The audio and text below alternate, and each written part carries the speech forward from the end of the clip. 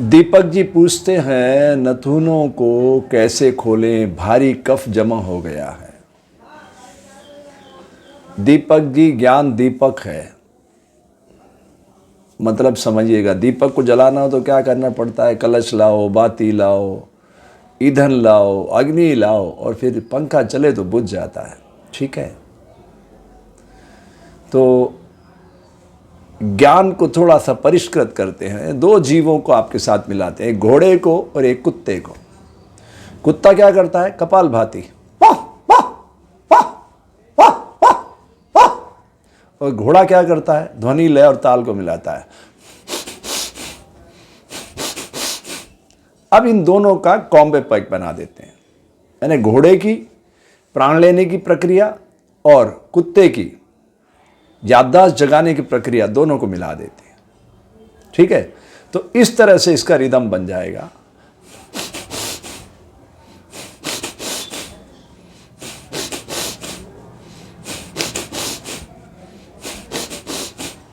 पहले 5 बार करिएगा।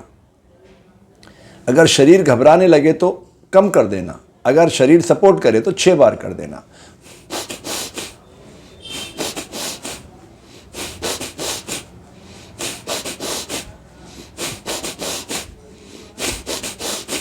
और फिर नासिका को साफ करते रहना।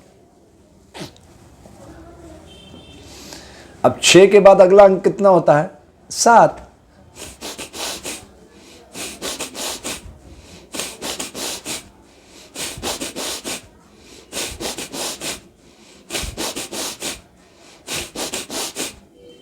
फिर नासिका को साफ करना।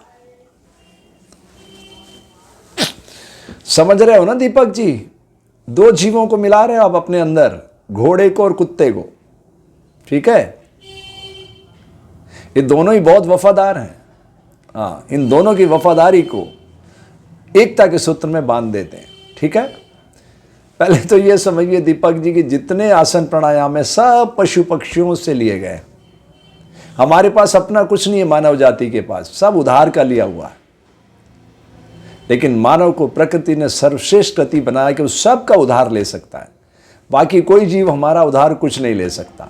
ठीक है, हमें सबका उधार लेने का पावर है, तो सबसे हम सीखते हैं। भारतीय ऋषियों ने उनसे सीखा, तो मैं एक कॉम्बो पैक आपको प्रस्तुत कर रहा हूँ। कहाँ तक पहुँचना है? 108 तक। पर मैं ये नहीं कह रहा दीपक जी कि आज ही पहुँच जाइए, लेकिन अंतिम लक्ष्य यही है, 108 तक आपको पहुँचना ही होगा। ठीक है, फिर धीरे धीरे उसकी यात्रा आगे बढ़ा देना।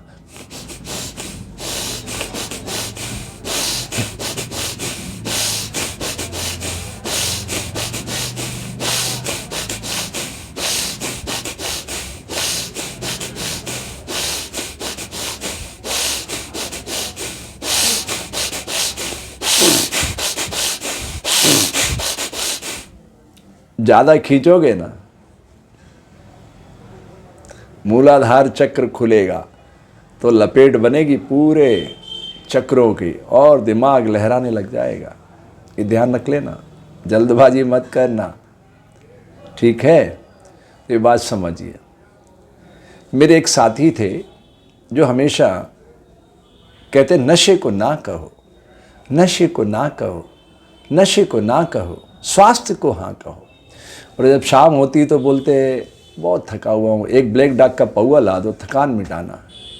मैं उनसे कहता कि आप सारी ज़िंदगी में एक व्यक्ति को भी नशे से मुक्त नहीं कर सकते, क्योंकि वो आपके आचरण में नहीं है। तो जब तक आप अपने आचरण में नहीं लाओगे दीपक जी, वो मणि नहीं बनेगी। प्रतीकात्मक रूप से बात कह रहा हूँ मैं। आपको मणि बनाना है ना, स्वयं को प्रकाशित करना है, तो अपने भीतर घोड़े को और कुत्ते को मिलाना पड़ेगा। क्योंकि कपालभाति का सृजन मैंने और आपने नहीं किया है, कुत्ते ने किया है। This is kapalbhati.